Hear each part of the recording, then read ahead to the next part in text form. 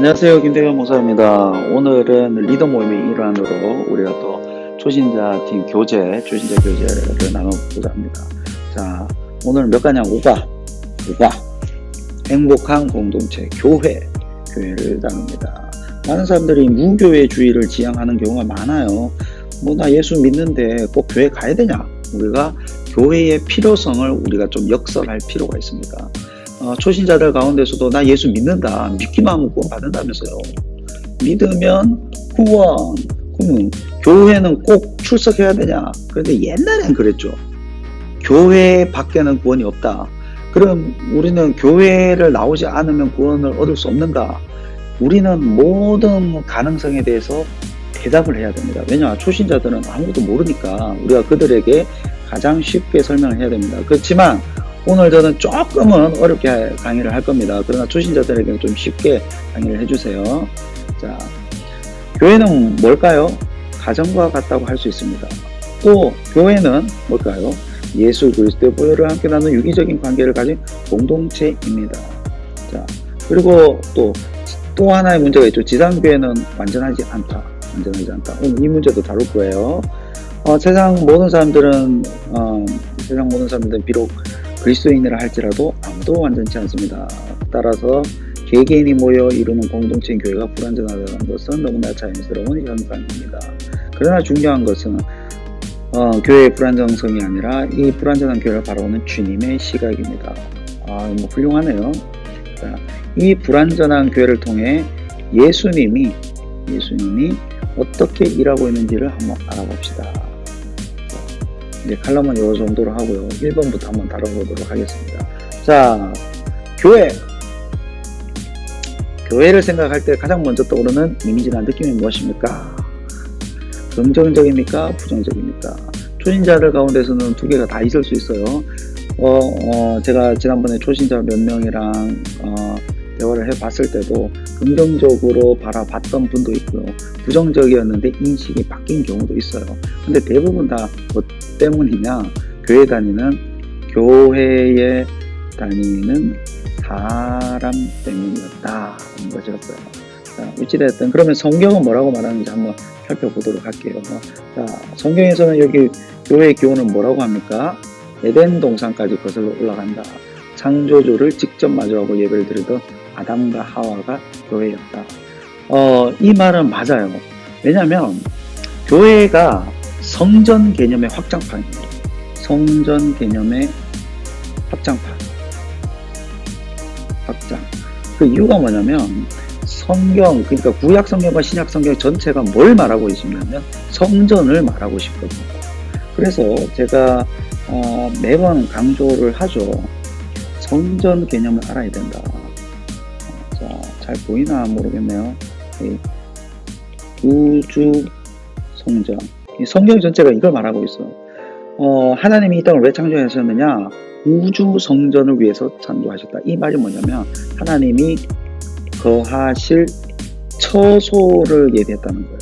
이 땅을 창조하신 목적이 하나님은 그 시간과 공간을 초월하여 계신 분이지만 본인이 거하실 처소, 본인의 임재 장소를 일단 만드셨다라는 그 개념적 이해를 가져야 돼요. 그래서 하나님의 임재.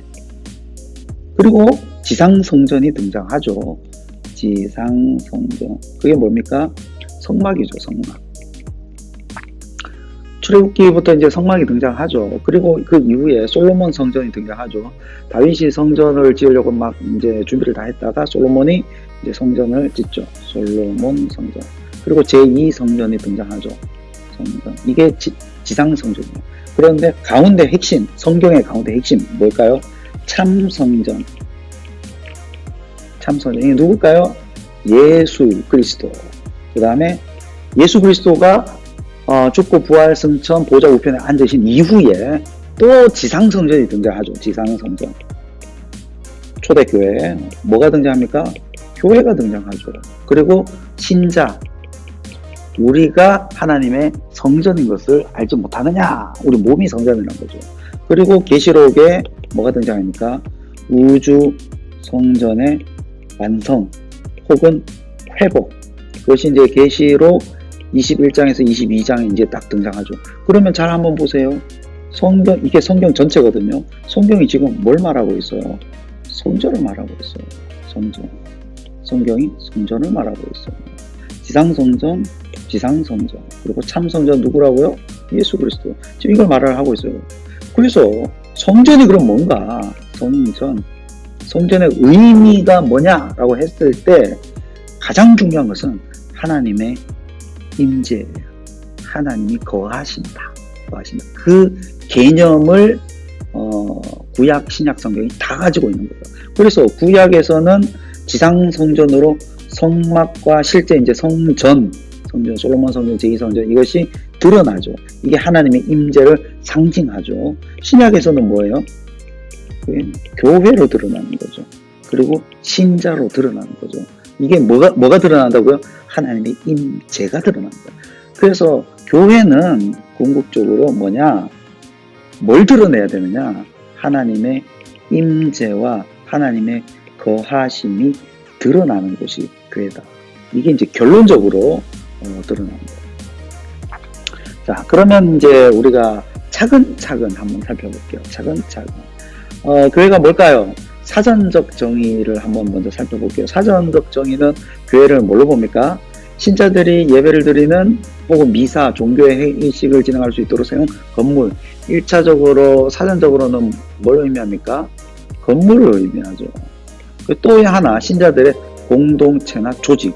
쉽게 말해, 조직을 말하죠. 사전적 의미는 건물 혹은 조직이에요. 그러면 성경은 뭐라고 말을 할까요? 성경적 정의를 이제 어원적 의미로 보면, 저는 어원적 의미로 보는 것은 그렇게 중요하지는 않다라고 보지만, 신약에서 실제 교회라는 단어가 나오죠. 그게 뭐냐면 에클레시아예요. 에클레시아. 이거는 어원적으로 볼 때는 에크와 칼레오의 합성어예요. 그러면 에크는 뭐뭐로부터, 그리고 칼레오는 부르다. 이래가지고 에클레시아는 뭐뭐로부터 부르심을 입은 사람, 이렇게 어원적으로 정의를 하긴 합니다. 그런데 단어를 어원적으로 파고들면 안 되죠. 왜냐하면 시대에 따라 아무리 어원적으로 그런 의미를 갖고 있다 하더라도 시대에 따라 의미는 바뀌어요. 바뀐. 그래서 단어를 어떻게 봐야 됩니까? 문맥에 따라서 봐야 되죠. 어떤 문맥이죠? 당시 상황의 문맥, 그 시대에 맞는 문맥. 그래서 이제 에클레시아라는 이 단어를 문맥에 따라서 살펴보면 어떤 의미가 있냐면 이 에클레시아가 신약에서의 문맥을 우리는 봐야죠. 신약에서의 문맥. 그래서 용례를 따지면 이런 의미를 듭니다. 예수 그리스도의 이름을 부르는 성도들의 모임. 쉽게 말해서 성도들까지. 예수 그리스도의 이름을 부르는 성도들. 그래서 이 용례적으로 봤을 때는 the global community of Christians. 그래서 그리스도를 고백하는 세계적인 공동체, 이렇게 정의를 내리고 있죠. 이게 BDAG라는 사전이 있습니다. 여기는 당시 1세기, 2세기의 교부들과 성경, 그리고 당시 모든 문헌들을 파악해서 맞는 용례를 제시를 하죠. 그래서 여기에서 하나님의 교회라고 했을 때 고린도전서와 사도행전 용례가 비슷합니다. 그리고 복음서에서 베드로에게 하신 예수님의 말씀 가운데 교회라는 말이 등장하죠. 이게 이 용례로 씁니다. 자, 그러면 3번 한번 살펴볼게요. 자, 그렇다면 교회의 역할, 사역은 무엇입니까? 교회의 역할과 사역은 무엇입니까? 라고 했을 때 우리는 5가지를 제시할 수 있어요. 5가지. 첫 번째, 선교와 전도. 두 번째는 뭘까요? 예배. 세 번째는 다음 페이지, 교제. 네 번째는 교육과 훈련. 다섯 번째는 봉사와 사역. 자, 이거 다 어디서 많이 들어봤죠? 우리 교회가 가지고 있는 5가지 5대 사역이에요. 이게 어디서 나왔느냐? 교회의 역할, 교회론에서 나온 겁니다. 자, 그러면 하나하나 좀 간략하게 한번 살펴볼게요. 첫 번째가 뭡니까? 선교와 전도. 선교와 전도. 선교와 전도는 뭐예요? 예수 그리스도를 믿지 않는 사람이 예수를 믿게 만드는 거죠. 마태복음 28장 19절, 20절을 한번 살펴볼게요. 자, 그러므로 너희는 가서 모든 족속으로 제자를 삼아 아버지와 아들과 성령의 이름으로 세례를 베풀고 내가 너희에게 분부한 모든 것을 가르쳐 지키게 하라. 볼지어다 내가 세상 끝날까지 너희와 항상 함께 있으리라 하시니라. 자, 여기에서 핵심이 뭔 것 같아요? 이 구절에서 많은 사람들이 이렇게 말해요. 너희는 가서 제자로 삼아, 그리고 아버지와 아들과 성령의 이름으로 세례를 베풀고 내 보면 모든 것을 가르쳐 지키게 하라. 이런 것들이 핵심이 아닐까요? 라고 하는데 요 동사들을 한번 살펴볼 필요가 있어요. 자, 가서는 뭘까요? 그래서 조금만 참아보세요. 제가 헬라어를 조금 쓰겠습니다. porutentes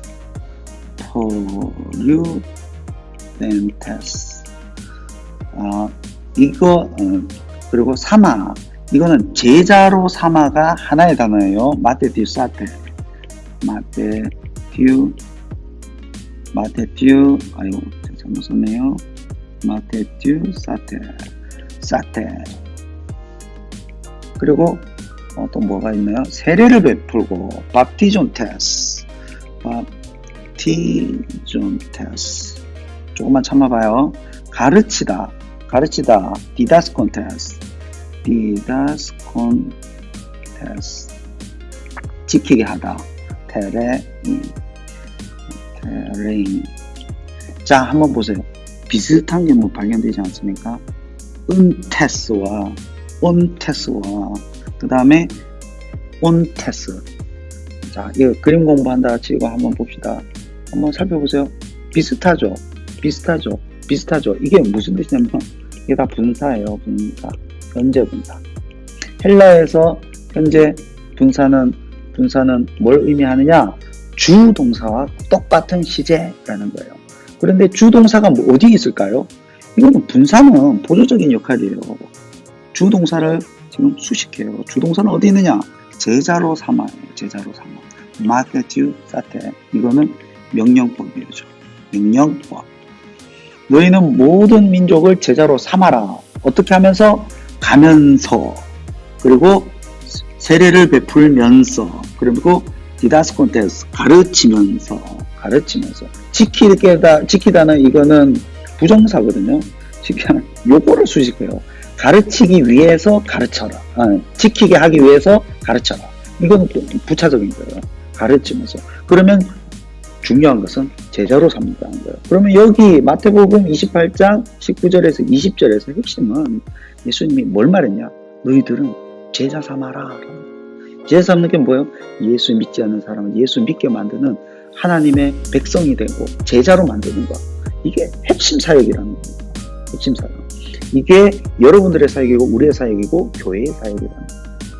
자, 그 다음에 사도행전 1장 8절에도 뭐가 있죠? 증인이 되라 라고 하죠. 증인이 되라. 마르티스. 증인. 이 단어가 뭘까요? 본 것에 대한 증인이죠. 본 게 뭐예요? 사도행전 1장 8절은 예수께서 죽고 부활했다라는 것을 지금 본 거죠. 그래서 예수님이 이제 부활하고 말씀하시는 거잖아. 부활을 계속 증인하는 거죠. 이게 자체가 예수를 믿지 않는 사람은 예수를 믿게 만드는 선교와 전도라는 거죠. 그 다음 두 번째가 뭘까요? 교회의 두 번째 삶은 예배예요. 교회는 모여서 예배드리는 공동체예요. 예수 그리스도 안에서 성령의 능력으로 하나님을 높이며 하나님을 만나는 거예요. 예배를 통해서 만나는 거예요. 자, 그러면 그 예배는 요한복음 4장 24절에 그 예배가 뭔지 정확하게 드러나죠.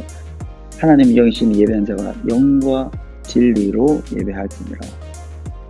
예배는 영과 진리로 예배를 드려요. 여기는 두 가지 함의가 있습니다.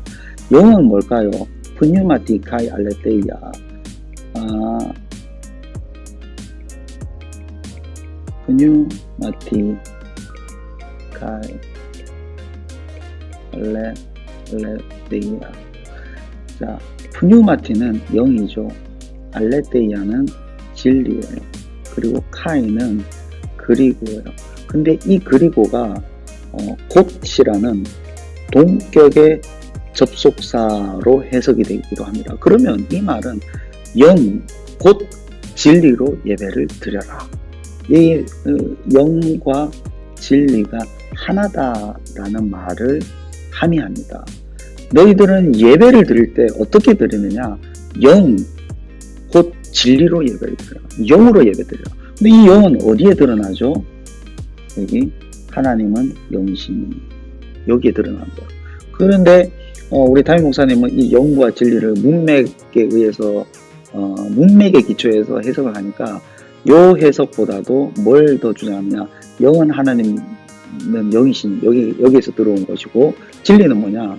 그 뒤에 문맥에 보면 메시아가 오실 것이다 라고 사마리아 여인이 말을 하죠. 메시아가 오실 것이다. 그러면 이게 진리라는 거예요. 알고 예배를 드린다. 그 아는 것이 메시아가 오실 것이고 그 메시아가 예수 그리스도다라는 것을 알고 예배를 드린다. 그죠? 이거를 말하고 있습니다. 자. 두 번째로 그러므로 형제들아 내가 하나님의 모든 자비하심으로 너희를 원하노니 너희 몸을 하나님이 기뻐하시는 거룩한 산 제물로 드리라. 이 제물은 뭘까요? 디시아인데 이 단어는 창세기 4장 5절에 가인과 아벨이 제물을 드린다라고 할 때 그 단어와 똑같은 단어입니다. 70인경은 헬라어로 쓰여진 구약 성경이죠. 똑같은 단어예요. 그래서 이게 하나님 앞에 향기를 드리고 하나님 앞에 예배를 드리는 문맥에서 쓰이는 것이죠. 그래서 산 제물로 거룩한 하나님께서 받으실 만한 예배를 드려야 된다 하는 것이죠. 예배 세 번째 한번 볼게요. 교제. 하나님을 만나 즐거움을 누리는 하나님의 백성들이 서로 사랑을 나누는 것. 자, 교회가 감당해야 되는 주요한 일 중에 하나가 교제입니다. 여러분들 혼자 신앙생활을 할 수 없어요. 같이 신앙생활을 하는 겁니다. 그래서 빌립보서 2장 1절에서 4절에도 보면 마음을 같이하여 같은 사랑을 가지고 뜻을 함께하여 한 마음을 품어 아무 일에든지 다툼이나 허용을 하지 말고 오직 겸손한 마음으로 각자 자기보다 남을 낮게 여기고 각각 자기 일을 돌볼 뿐더러 또한 각각 다른 사람을 돌보아 나의 기쁨을 충만하게 하라. 교회는 교제의 영역을 감당한다라는 거예요. 그리고 사도행전 2장 42절 47절에도 보면 교회가 어떤 일을 감당합니까? 교회가 모여서 교제하는 공동체라는 거예요. 그들이 사도의 가르침을 받아 서로 교제하고, 이게 코이노니아라는 단어인데 이 교제가 한번 보세요. 1. 가르침을 받아서 사도의 가르침과 함께, 그 다음에 두 번째 뭘 합니까? 떡을 떼며, 세 번째 뭐 합니까? 기도하기를 힘씁니다. 이게 초대교회가 했던 역할이에요. 초대교회가 했던 역할. 이게 바로 교회라는 거예요. 자, 네 번째는 교육과 훈련이에요. 여러분, 사람이 그냥 성장하지 않습니다. 여러분들이 혼자 집에서 신앙생활을 하고 아무리 한다 한들 성장하지 않습니다. 교육과 훈련을 통해서 성장하고요. 다른 믿음의 선배들을 통해서 성장하는 거예요. 하나님께서 각자에게 주신 재능을 개발하고 깨우고 익숙하게 하는 것. 이게 바로 교회가 하는 일이라는 거예요. 자, 마태복음 9장 35절에는 뭐가 등장하냐면 예수님이 했던 사역이에요. 예수님이 뭘 합니까? 두루 다니면서 회당에서 1. 가르치시고 2. 천국 복음을 전파하시고 3. 모든 병과 약한 것을 고치시느라. 이게 살리고 키우고 고치고가 바로 여기서 나왔죠.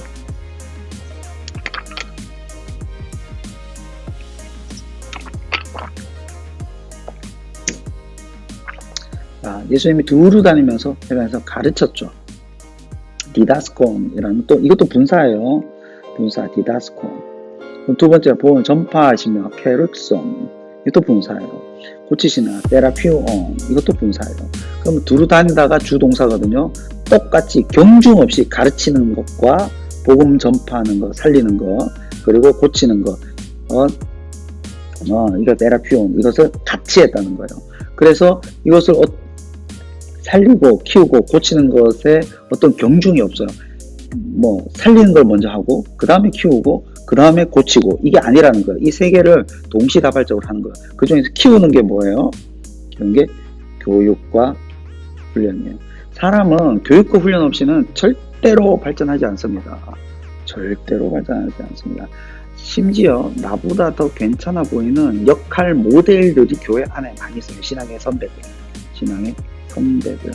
이 선배들을 보면서 또 내가 자라고요. 그 선배들이 어떻게 하는가를 통해서도 내가 자라나는 거예요. 그리고 교육자들이 또 여러분들을 위해서 많은 것들을 제공하면서 또 신앙의 모델이 되어주고 신앙의 선배가 되어주면서 훈련을 시키죠. 그 훈련의 과정을 또 여러분들이 따라오죠. 이거는 뭡니까? 예수님과 12 제자의 모델이죠. 그래서 제자 훈련도 하고 양기도 하고 양고도 하면서 사역 훈련도 하고 여러 가지 교육과 훈련 프로그램을 통해서 여러분들을 키우죠. 그래서 예수님도 12 제자들 3년간의 공생의 사역을 통해서 키워내셨듯이 이 교회에서도 여러 가지 사역과 교육과 훈련 프로그램을 통해서 여러분들을 키우고 성장시키는 역할을 감당한다는 거예요. 그래서 요한복음 8장에도 보면 너희가 내 말에 거하면 참으로 내 제자가 되고, 제자가 되게끔 교육과 훈련이 필요하다라는 거예요. 그리고 교회 역할 마지막 봉사와 사역. 내가 좀 컸다, 하나님께 받은 은혜대로 자기의 은사로 각 분야에서 섬기는 것. 이게 뭐예요? 흘려 보내는 것. 자, 내가 교육과 훈련과 타의 것들을 통해서 내가 성장을 했어요. 근데 거기서 머무르면 더 이상의 발전은 없어요. 근데 신앙생활에 발전이 없다라는 것은 뭘 의미하는지 아세요? 부인물이에요. 썩어요. 퇴보입니다. 그리고 이상하게 죽어요. 왠지 아세요? 생명체라서 그래요. 생명체는 2살짜리에서 3살로 가면 가만히 있으면 디폴트 값이 뭐냐? 성장이에요. 5살에서 7살이면 키든 정신적인 부분이든 뭐든 성장하게 돼 있어요. 세포 분열이 일어난다는 거예요. 그리스도인으로서 살아난다는 것은 디폴트 값이 뭐냐면 성숙이에요. 성숙. 이게 성화로 이어지고, 성화의 작용은 죽을 때까지 끊임없이 일어나야 되는 거예요. 근데 여러분들이 가만히 있고 정체가 된다. 정체가 아니에요. 어떤 문제가 있어서 썩어 문드러져 가고 있는 거예요. 7살짜리가 20살이 되었는데 키가 똑같다. 혹은 정신 연령이 똑같다. 이거는 퇴보죠. 20살이 되었는데 7살짜리랑 똑같다. 여러분들이 신앙생활을 하면서 20년의 신앙생활을 했는데 옛날의 과거의 영광과 과거의 훈련을 받았지 거기서 머물러 있다. 그것은 퇴보입니다. 그래서 그러면 그 퇴보를 하지 않기 위해서 뭘 해야 되냐? 흘려보내는 작업을 끊임없이 해야 된다는 거예요. 이게 봉사와 사역이에요. 각각의 은사, 여러분들이 받은 은사가 반드시 있다는 거예요. 다 달라요. 그래서 어떤 사람은 사도로, 어떤 사람은 선지자로, 어떤 사람은 복음 전하는 자로, 어떤 사람은 목사와 교사로 다 각각의 은사가 있다는 거예요. 이게 온전하게 해서 봉사 역할을 감당하며 이게 뭘 한다고요? 그리스도의 몸을 세운대요. 그리스도의 몸이 뭐예요? 교회죠. 교회. 여러분들이 봉사로 뛰어들지 않으면 100% 퇴보합니다. 퇴보가 아니라 썩어요. 병이 됩니다. 자, 여러분 그걸 아셔야 됩니다. 어느 영역에서, 어느 시점에서는 반드시 섬기셔야 합니다. 이것을 일단은 머릿속에 집어넣어야 됩니다. 이거를 여러분들이 초신자들한테도 가르쳐줘야 돼요. 여러분들이 교육과 훈련을 통해서 성장하다가 어느 시점에서는 반드시 봉사와 사역을 해야 된다. 이것을 처음부터 이제 디폴트 값으로 가르쳐줘야 돼요. 마지막 4번 마지막 맞죠? 네, 4번. 거룩하고 행복한 공동체인 교회가 비난의 대상이 되는 여러 가지 이유들이 있습니다. 근본적인 이유는 교회를 구성하고 있는 성도들이 불완전한 모습을 가지고 있기 때문입니다. 그럼에도 불구하고 교회가 세상의 희망이 될 수 있을까요? 자,